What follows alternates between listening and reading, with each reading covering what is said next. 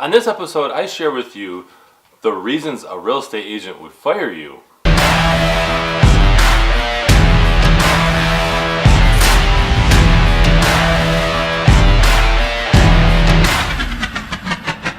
Welcome everyone to this episode 032 of the Ask Jason Gelios show. I'm your host, Jason Gelios. Thanks again for tuning in this week.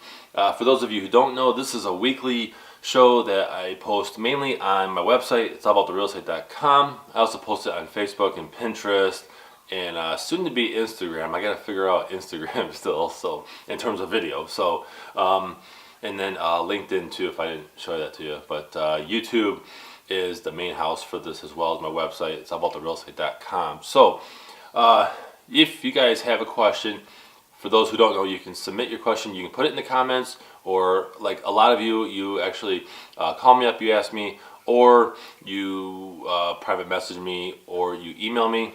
But pretty much I take your questions and I turn them into this show. So I really appreciate you guys tuning in. Today we're going to talk about why a real estate agent would actually fire you. It does happen. Not all agents are desperate for business, especially when they're doing well. And so I'm going to share with you some of the reasons, and we'll go from there. So also I want to talk very briefly about the resale value on green homes. And I'm not talking about green paint. We're talking about green homes, like environmentally friendly, energy efficient homes. And so we're going to talk briefly about that. I'm going to share with you a fun fact about the number 32. And I don't know if it's that much fun, but I really couldn't find anything else. But there are 32 teeth in an adult person's mouth. Now, not everybody has 32 teeth, but some people lose them and they don't get them back. So, but ultimately, there are supposed to be 32 teeth in the adult mouth. So let's go ahead and get to these topics.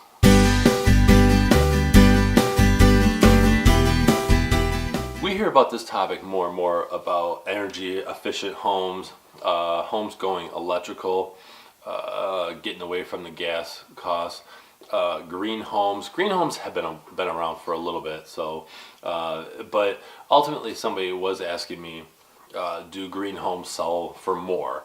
And so I always like to go to a fact and a statistic about it. So as of 2018, typically, and actually, I'm sorry, this goes up to, I believe, the end of May, and then they're gathering new data. So, but basically, the resales of existing green homes typically sold on average for 30% more. So again, existing green homes typically sold for about 30% more than a non-green, environmentally friendly, energy efficient home. So being green is a huge topic. What I am seeing more of actually is smart homes. And what does a smart home have to do with a green home or energy efficient home? Well, I can tell you. So for example, right, there's the Nest thermostat, where you can, from your phone, I believe, I'm not an expert on that thermostat, but I believe from your phone, you can actually program your thermostat. And so let's say you're at work and you have it scheduled to go, to have the AC back down to, 70, 72, right? By the time you get home from work. But then you realize that you have to work late and nobody's going to be in the house. So you can change that from your phone to go down to your desired temperature. Let's say you get home 2 hours later than you thought. That saves energy, right? That saves energy, and therefore that's huge when it comes to saving energy. And so a smart home can essentially be a green home if you think about it, because it's going to save you energy.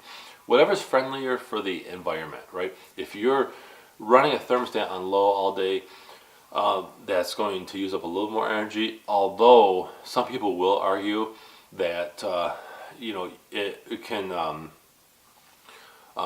keeping your house at the temperature you like, it's less work for the furnace, because you're not going from, let's say, 78 degrees down to 72, because I don't know, it just depends on ultimately your desire, but you can save energy that way. Lighting things like that. Going LED was huge.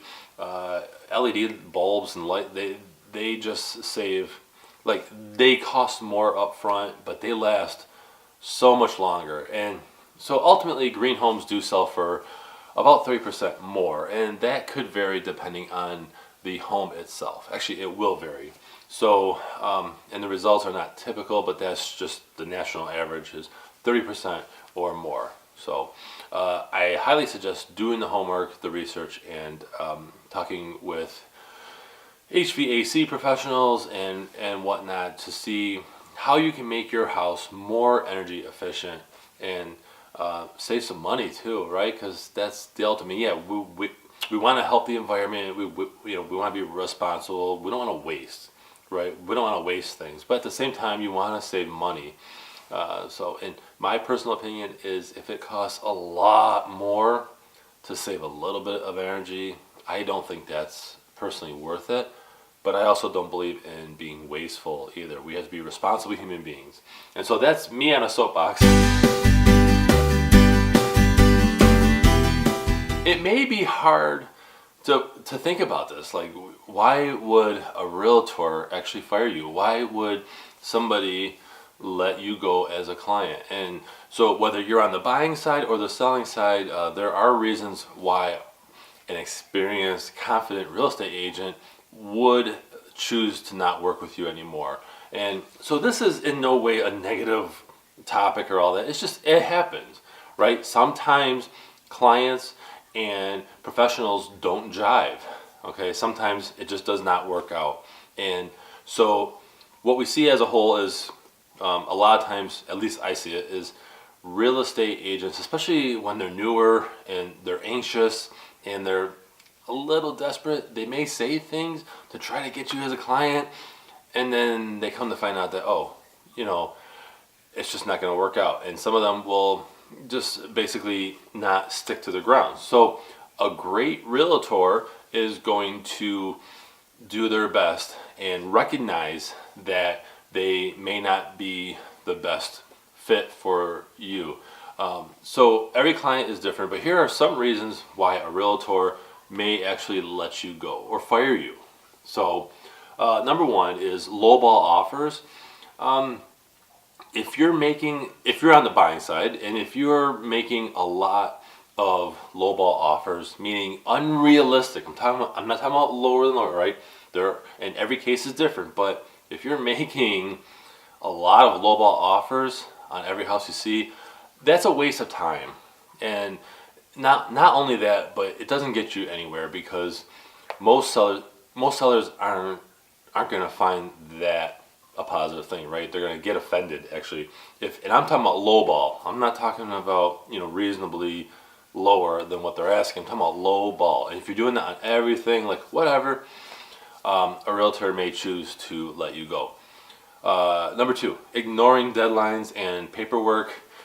This isn't common from what I've seen. However, it could work.